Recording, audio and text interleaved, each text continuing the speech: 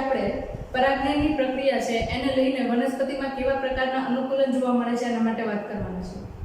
હવે ખાસ કરીને લાસ્ટ લેક્ચરની વાત કરીએ તો એની અંદર આપણે વાત કરી હતી કે પરાગનયનની પ્રક્રિયા કોને કહેવાય, what is the pollination process, બરાબર. તો પરાગનયનની પ્રક્રિયા છે એની અંદર તમે એવું જોયું હતું કે એક વનસ્પતિ છે એની અંદર રહેલા પુષ્પ જે છે એમાં નર ચક્ર કે જેમાં ખાસ કરીને પુંકેસરની વાત કરીએ છીએ એની અંદર રહેલી પરાગરજ પરિપક્વ થાય એટલે સ્ત્રી કેસર ઉપર સ્થાપિત થવાની પ્રક્રિયા છે એને આપણે પરાગનયનની પ્રક્રિયા કહીએ છીએ.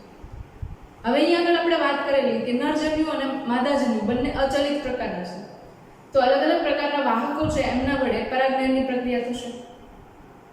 ઓકે, પરાગનયનની પ્રક્રિયા જે છે એ વનસ્પતિના પ્રકાર ઉપર આધાર રાખે છે, એટલે કે વનસ્પતિના અનુકૂલનો ઉપર આધાર રાખે છે. ઘણી બધી વનસ્પતિ છે એની અંદર સ્વપરાગનયનની પ્રક્રિયા જોવા મળે છે, ઓટોગેમી અને ગેઇટેનોગેમી. અને ઘણી બધી વનસ્પતિ છે એની અંદર તમને પરપરાગનયનની પ્રક્રિયા જોવા મળે છે જેને આપણે કહીએ છીએ ઝેનોગેમી, રાઈટ. તો આ પ્રક્રિયા જે છે એના માટે વનસ્પતિની અંદર કેવા પ્રકારના અનુકૂલન જોવા મળે છે એના માટે આજે આપણે વાત કરવાની છે. સૌથી પહેલા આપણે વાત કરી લઈએ સ્વપરાગનયનની પ્રક્રિયા માટે, બરાબર. એના પછી આપણે વાત કરીશું પરપરાગનયનની પ્રક્રિયા માટે કેવા પ્રકારના અનુકૂલન જોવા મળે છે. ઓકે, વનસ્પતિની અંદર જ્યારે સ્વફલન અથવા તો સ્વપરાગનયનની પ્રક્રિયા જોવા મળે છે ત્યારે સૌથી પહેલો પોઈન્ટ આવશે મોનોક્લાઇની દ્વિલિંગીયતા. તમને ખબર છે કે કોઈ પણ વનસ્પતિ છે એમના પુષ્પને આપણે જોઈએ છીએ ત્યારે એની અંદર મુખ્ય બે ભાગને ખાસ ધ્યાનમાં લઈએ છીએ પ્રજનનની પ્રક્રિયાને લઈને, નર ચક્ર અને માદા ચક્ર, એટલે કે પુંકેસર ચક્ર અને સ્ત્રીકેસર ચક્ર. જ્યારે કોઈ પણ પુષ્પની અંદર પુંકેસર ચક્ર અને સ્ત્રીકેસર ચક્ર બંને એક જ પુષ્પની અંદર આવેલા હોય, બરાબર. તો એવા પ્રકારનું જે પુષ્પ છે એને આપણે દ્વિલિંગી પુષ્પ કહીએ છીએ. ઓકે, ઓલરેડી તમે લોકો દ્વિલિંગી પુષ્પ કોને કહેવાય એનાથી વાકેફ છો, બરાબર. તો અહીંયા આગળ એ જે વનસ્પતિ છે એમની અંદર માદા પ્રજનન અંગ સ્ત્રીકેસર, બરાબર, અને નર પ્રજનન અંગ પુંકેસર.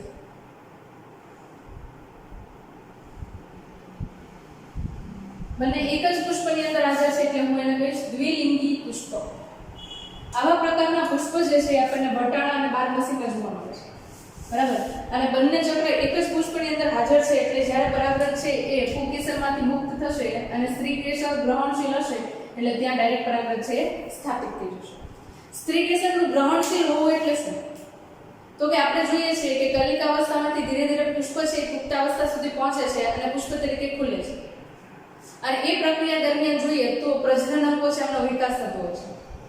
હવે એમાં સ્ત્રીકેસર છે એનું પરાગાસન છે, બરાબર, એ પરાગરજને લે છે અને પરાગનલિકાના વિકાસની પ્રક્રિયા છે એમને ઉત્તેજિત કરે છે.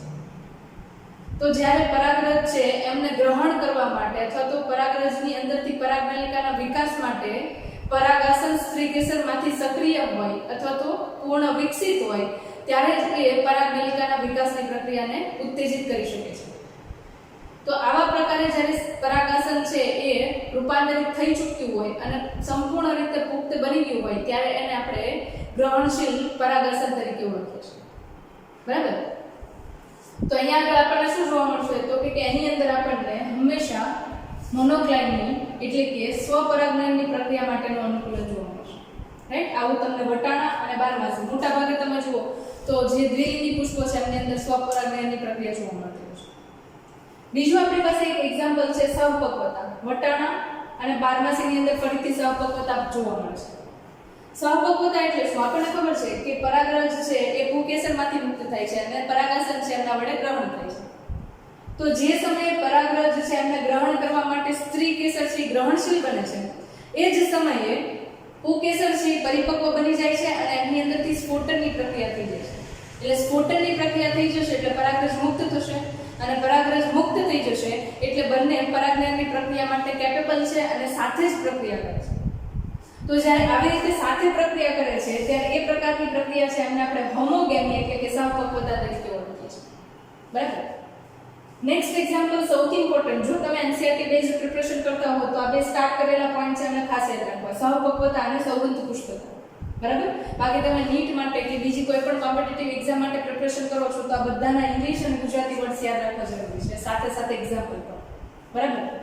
તો તો સવૃંત પુષ્પતા છે ક્લિસ્ટ્રોગેમી જે છે એની અંદર આપણે શું વાત કરીએ છીએ તો કે ક્લિસ્ટ્રોગેમી જે છે એક પ્રકારની ખાસ વનસ્પતિ કહીએ ઓક્ઝેલિસ કોમેલિના અને વાયોલિના આ ત્રણે એના ખાસ એક્ઝામ્પલ છે હવે એ વનસ્પતિની અંદર બે પ્રકારના પુષ્પો જોવા મળે એકને આપણે કહીએ હવાઈ પુષ્પો અને બીજાને આપણે કહીએ સમૃદ્ધ પુષ્પો હવાઈ પુષ્પો જે છે એ સામાન્ય રીતે આપણે નરી આંખે જોઈએ છીએ હવાઈ ભાગ હોય વનસ્પતિનો પ્રકાંડનો ભાગ છે એના ઉપર આવતા પુષ્પો છે એ છે બરાબર ફોર એક્ઝામ્પલ જાસૂદ છે ગુલાબ છે એ બધા પુષ્પો છે અને આપણે હવાઈ પુષ્પો કહીએ છીએ પણ અહીંયા આગળ બીજા પ્રકારના પુષ્પો છે એ સૌથી ઇમ્પોર્ટન્ટ છે જેને આપણે કહીએ છીએ ક્લિસ્ટ્રોગેમસ ફ્લાવર્સ બરાબર આ પુષ્પો જે છે એમને સવૃંત પુષ્પો કહેવાય છે શા માટે તો કે તમે જુઓ તો એ પુષ્પો જે છે એ જ્યાં સુધી પોતે બીજનું નિર્માણ કરે છે કે પછી નિર્માણની પ્રક્રિયા થાય છે પુષ્પના ત્યાંથી લઈને આખા જીવનકાળ દરમિયાન એ કલિકા અવસ્થામાં હાજર હોય છે એમાંથી ક્યારેય પુખ્ત પુષ્પ બનીને ખીલતું નથી બરાબર તો આવા પ્રકારના જે પુષ્પો છે એમને આપણે કહીએ છીએ સવૃંત પુષ્પો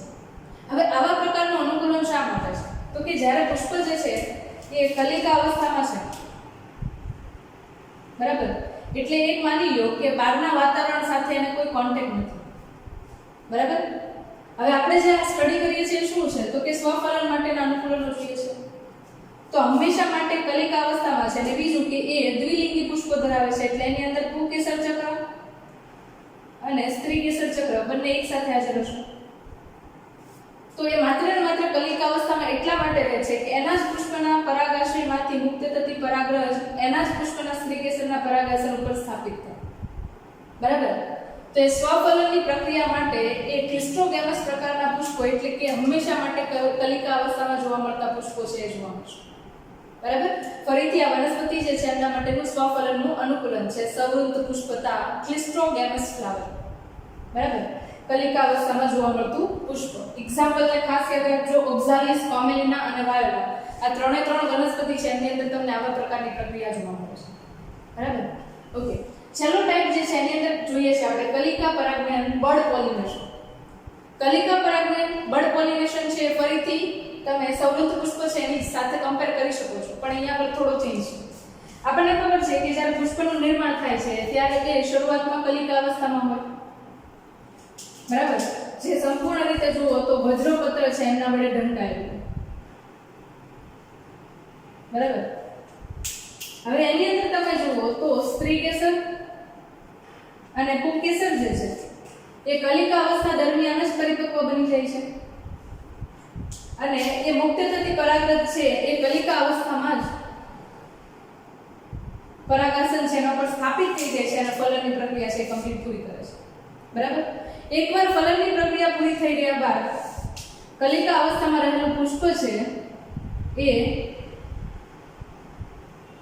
હવે સંપૂર્ણ રીતે પુખ્ત પુષ્પમાં રૂપાંતરિત થવા માટે કેપેબલ છે બરાબર અને એની અંદર હવે પછી ફલનની પ્રક્રિયા નહીં જોવા મળે કારણ કે એકવાર ફલનની પ્રક્રિયા પૂરી થઈ ગઈ એટલે એ વનસ્પતિ જે છે એની અંદર બીજ નિર્માણની પ્રક્રિયા ચાલુ થઈ જશે બરાબર અને પુંકેસર જે છે એ અને દલપત્ર જે છે એવા ધીરે ધીરે બીજા ભાગો છે વિઘટિત થતા જોવા મળશે બરાબર તો આવું તમને ઘઉં અને ચોખા જેવી વનસ્પતિની અંદર સ્વફલનની પ્રક્રિયા છે એમને ઉત્તેજિત કરવા માટે અથવા તો સ્વફલનની પ્રક્રિયા કરવા માટે અનુકૂલન જોવા મળે છે બરાબર તો આજ આખી વાત કરીએ શેના માટે આપણે વાત કરી તો કે સ્વફલનની પ્રક્રિયા છે એમને ઉત્તેજિત કરતી હોય એવા પ્રકારની વનસ્પતિમાં કયા કયા અનુકૂલન જોવા મળે છે હવે નેક્સ્ટ જે છે એ આપણે વાત કરવાની છે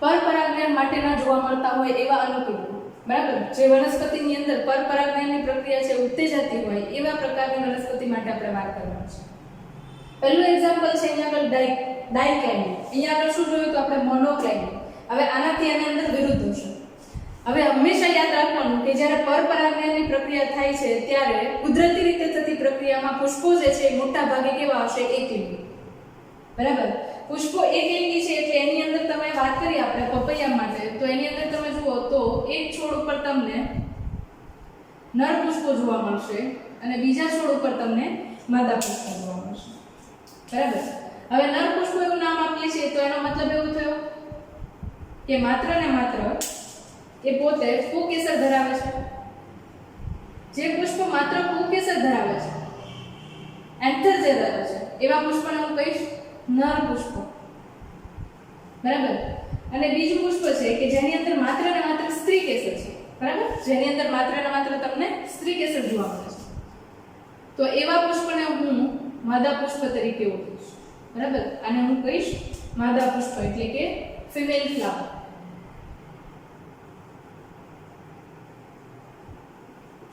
હવે બંને પુષ્પો જે છે એ અલગ અલગ જગ્યા ઉપર અથવા તો એવું કહું કે અલગ અલગ વનસ્પતિ ઉપર જ આવેલા છે. તો હંમેશા તમને કઈ પ્રક્રિયા જોવા મળશે તો કે પરપરાગનયન, ક્રોસ પોલિનેશન. આ પુષ્પ જે છે એમાંથી પરાગરજ મુક્ત થઈ અને આ પુષ્પના સ્ત્રી કેસર ઉપર સ્થાપિત થાય. તો આવા પ્રકારની પ્રક્રિયા માટે એમનું અનુકૂલન પહેલું કયું થયું તો કે એકલિંગી પ્રકારના પુષ્પ, યુનિસેક્સ્યુઅલ ફ્લાવર, રાઈટ. બીજો જે પ્રકાર છે એની અંદર ઓકે એક્ઝામ્પલ તમને સારી રીતે યાદ રહી ગયા હશે કારણ કે આપણે પહેલા ચેપ્ટરથી એક્ઝામ્પલ્સ છે એના માટે વાત કરીએ છીએ. એકસદની વનસ્પતિ, દ્વિસદની વનસ્પતિ એના માટે, રાઈટ. તો અહીંયા આગળ વાત કરીએ છીએ હવે આપણે પૃથક પક્વતા, ડાયકોગેમી. અહીંયા આપણે શું જોયું તો આપણે સહપક્વતા, સાથે પરિપક્વ થવાની પ્રક્રિયા. પૃથક પક્વતા એટલે તો કે એક વનસ્પતિનો પ્રજનન ભાગ છે એ પહેલા પરિપક્વ થઈ જાય પુષ્પનો અને બીજો પ્રજનન ભાગ છે એ પાછળથી પરિપક્વ થાય, બરાબર. તો એ પરિપક્વતા છે એના આધારે આપણે બે પ્રકાર પાડીએ છીએ. ઓકે અહીંયા આગળ આ સી છે એને ચેન્જ કરી નાખીએ. પરિપક્વતાના આધારે પુષ્પો જે છે એમને આપણે બે પ્રકારની અંદર વિભાજિત કરીશું, બરાબર. ઓકે પૃથક પક્વતા છે તો એને હું તમને શોર્ટ ફોર્મની અંદર કહી દઉં કે જે સમયે સ્ત્રી કેસર છે એ પરાગરજને ગ્રહણ કરવા માટે પરિપક્વ બને છે એનાથી કોઈ પાછળના ટાઈમમાં કે પછી આગળના ટાઈમની અંદર પરાગાશય છે એ પરિપક્વ થઈને સ્ફોટન થઈ ગયું છે અને પરાગરજ છે એ પુષ્પમાંથી સંપૂર્ણ રીતે જતી રહી છે, બરાબર છે. આવું તમને દ્વિલિંગી પુષ્પોની અંદર પણ જોવા મળી શકે છે. ફરીથી એકવાર યાદ કરાવું છું, આવું તમને દ્વિલિંગી પુષ્પોની અંદર પણ જોવા મળી શકે છે. કેમ તો કે ફોર એક્ઝામ્પલ આ જે છે માદા પુષ્પ છે, બરાબર, અને એની અંદર આ જે છે એના પુંકેસર છે. તો સ્ત્રી કેસર જે છે હજી ડેવલપ નથી થયું અથવા તો એ પરિપક્વ નથી થયું. એ પહેલા પુંકેસર છે પરિપક્વ બની ગયા, એની અંદર સ્ફોટનની પ્રક્રિયા થઈ ગઈ, પરાગરજ છે એ બધી જતી. એના ઘણા ટાઈમ પછી અહીંયા આગળ સ્ત્રી કેસર જે છે એ પરિપક્વ બને છે, બરાબર. અને સ્ત્રી કેસર પરિપક્વ બને છે પણ અહીંયા એના પુષ્પની અંદરથી કોઈ પણ પરાગરજ છે નહીં. તો હંમેશા શું થવાનું તો કે બહારથી કોઈ પણ પુષ્પની પરાગરજ આવીને સ્ત્રી કેસરના પરાગાસન ઉપર સ્થાપિત થવાનું. તો આવું તમને દ્વિલિંગી પુષ્પ છે એમની અંદર પણ જોવા મળી શકે છે અને એકલિંગી પુષ્પ છે એની અંદર પણ જોવા મળી શકે છે, બરાબર. તો અહીંયા આગળ ફરીથી આગળ વાત કરીએ આપણે તો એને આપણે નામ આપીએ છીએ. એક કહીએ છીએ પૃથક પક્વતા, એની અંદર પુપૂર્વતા અને સ્ત્રી પૂર્વતા, બરાબર. જો અહીંયા આગળ પુકેસર છે એ પહેલા પરિપક્વ થઈ જશે તો એવા પ્રકારના પુષ્પને આપણે પુપૂર્વતા કહીશું અને સ્ત્રી કેસર છે એ પહેલા પરિપક્વ થઈ જશે તો એને સ્ત્રી પૂર્વતા કહીશું. બંનેના એક્ઝામ્પલ આપણી પાસે હાજર છે. કેપ્સેલા, સૂર્યમુખી અને કપાસ એમની અંદર તમને પુપૂર્વતા જોવા મળશે અને સ્ત્રી પૂર્વતા છે એ વડ, પીપળ અને અંજીર જેવી વનસ્પતિ, ખાસ કરીને ફાઇકસ વર્ગની જે વનસ્પતિ છે એની અંદર તમને આ જોવા મળશે. ફાઇકસ કુળની વનસ્પતિ, બરાબર. એના પછી વાત કરીએ આપણે અનાત્મ પરાગણતા. ઓકે આને ખાસ યાદ રાખીએ. અનાત્મ પરાગણતા છે એની અંદર શું જોવા મળે તો કે દ્વિલિંગી પુષ્પ હોય. ફોર એક્ઝામ્પલ વચનાક, બરાબર. ડાયાગ્રામની અંદર તમે જોઈ શકો છો કે વચનાક છે દ્વિલિંગી પુષ્પ છે જેની અંદર રાઉન્ડમાં તમને સ્ત્રી કેસર દર્શાવેલું છે અને ચોરસ રિંગની અંદર પુકેસર દર્શાવેલું છે, બરાબર. તો એમની અંદર તમને શું જોવા મળે તો કે એમની અંદર તમને ભૌતિક અવરોધ જોવા મળે,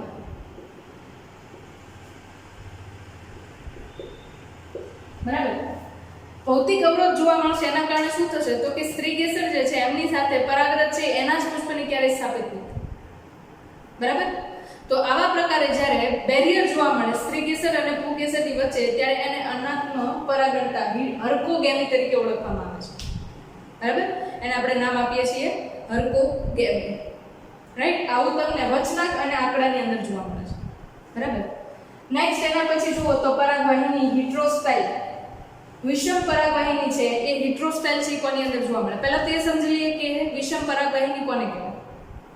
હવે આપણને ઘણીવાર જોવા મળે કે પુષ્પ જે છે એની અંદર પ્રિમ્યુલા, પ્રિમરોઝ એની અંદર ખાસ કરીને જોઈએ તો પુષ્પ છે અહીંયા બે પુષ્પ જે છે એઝ એ એક્ઝામ્પલ આપણે લઈએ છીએ, બરાબર. આ એના દલપત્રો છે. ઓકે એના પછી અહીંયા જોઈએ આપણે એના વજ્રપત્રો. ઓકે એના પછી પુષ્પ જે છે એમની અંદર પરાગવાહિની હાજર હોય. તમને પરાગવાહિની જે છે એમની લંબાઈ અલગ અલગ જોવા મળે, અલગ અલગ પુષ્પની, રાઈટ. અને એની જ રીતે તમે જુઓ તો પરાગાશય છે એમના તંતુ જે છે એમની લંબાઈ પણ અલગ અલગ જોવા મળે.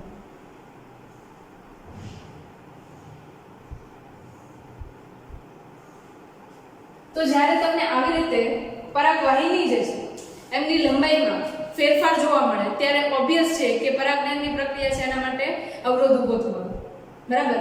તો એવા પ્રકારની પ્રક્રિયા છે કે જેમાં પરાગવાહિની છે એમની લંબાઈ તમને અલગ અલગ જોવા મળતી હોય પુષ્પમાં, તો એને આપણે કહીએ છીએ વિષમ પરાગવાહિની, હિટ્રોસ્ટાઇલ. આવું તમને પ્રિમ્યુલા અને પ્રિમરોઝ નામની વનસ્પતિના પુષ્પોની અંદર તમને જોવા મળે છે, રાઈટ. લાસ્ટ સ્ટેપ છે સ્વબંધ્યતા, સ્વ અસંગતતા. હવે આ ખાસ કરીને પિટુનિયા, માલવા અને સફરજન જેવી વનસ્પતિના પુષ્પો છે એમની અંદર જોવા મળે છે. સ્વબંધ્યતા, સ્વ અસંગતતા એટલે શું? તો કે કોઈ પણ વનસ્પતિ છે એમના પુષ્પની અંદર જોવા મળતી પરાગરજ અને સ્ત્રી કેસર જે છે એમની અંદર જનીનિક રીતે ઇનકમ્પેબિલિટી છે, એટલે કે પોતાના જ પુષ્પની પરાગરજને અસ્વીકાર કરવા માટેના જનીનો સક્રિય છે, બરાબર. તો અહીંયા આગળ ફોર એક્ઝામ્પલ પિટુનિયા જે છે એની અંદર પોતાની જે પુષ્પ છે, બરાબર, એક જ વનસ્પતિનું એનું એ જ પુષ્પ છે અને એના એ જ પુષ્પની અંદર રહેલી પરાગરજ છે એને પોતે સ્વીકારશે, બરાબર. અસ્વીકાર કરવા માટે ઘણા બધા કારણો હોઈ શકે. ફોર એક્ઝામ્પલ આ પુષ્પ છે, બરાબર, એની અંદર ધારો કે આ સ્ત્રી કેસર છે,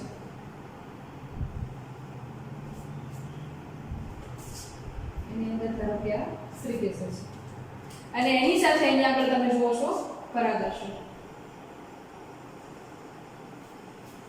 બરાબર. હવે બાય ચાન્સ ધારો કે અહીંયાથી પરાગરજ મુક્ત થઈ છે, બરાબર. પરાગરજ જો ત્યાંથી મુક્ત થઈ છે તો અહીંયા આગળ સ્થાપિત થઈ ગઈ, એના પછી કેમિકલ રિએક્શન થશે, પરાગરજ અને સ્ત્રી કેસર છે એમની વચ્ચે આંતર પ્રક્રિયા થશે.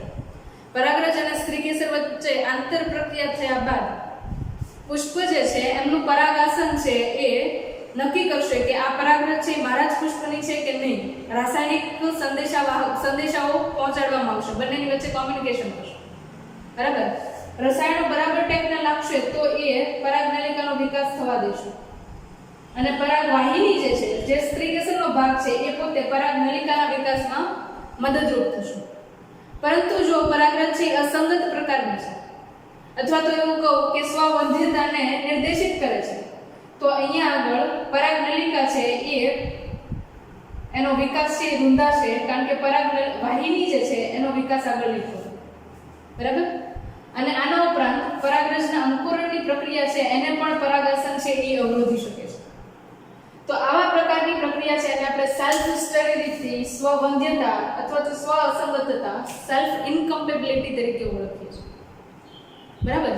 તો આ જે છે એ અલગ અલગ પ્રકારની વનસ્પતિ છે એમની અંદર કેવા પ્રકારે તમને પરાગનયનની પ્રક્રિયા માટે પરાગનયન અને સ્વપરાગનયન માટે અનુકૂલન જોવા મળે છે એના માટેની વાત, રાઈટ. ઓકે, નેક્સ્ટ લેક્ચરની અંદર આપણે કૃત્રિમ રીતે સ્વપરાગનયનની પ્રક્રિયા કરાવી છે અને કૃત્રિમ રીતે પરપરાગનયનની પ્રક્રિયા કરાવી છે તો વનસ્પતિની અંદર કેવા પ્રકાર આપણે સંકરણ કરાવી શકીએ એના માટે કઈ કઈ મેથડ હોય એ આપણે જોવાના છે, બરાબર. એટલે કે બેગિંગ અને ઇમેસ્ક્યુલેશન, કોથળી ચડાવવી અને વંધ્યતા, બરાબર. આ જે છે એ બે ટોપિક વિશે વાત કરવાની છે. ઓકે, તમને કઈ ડાઉટ હોય તો કમેન્ટ બોક્સની અંદર તમે ડાઉટ છે લખી શકો છો. મારાથી બનતી ટ્રાય કરીશ કે તમને લોકોને એ ડાઉટ છે ક્લિયર કરાવી શકો. ઓકે.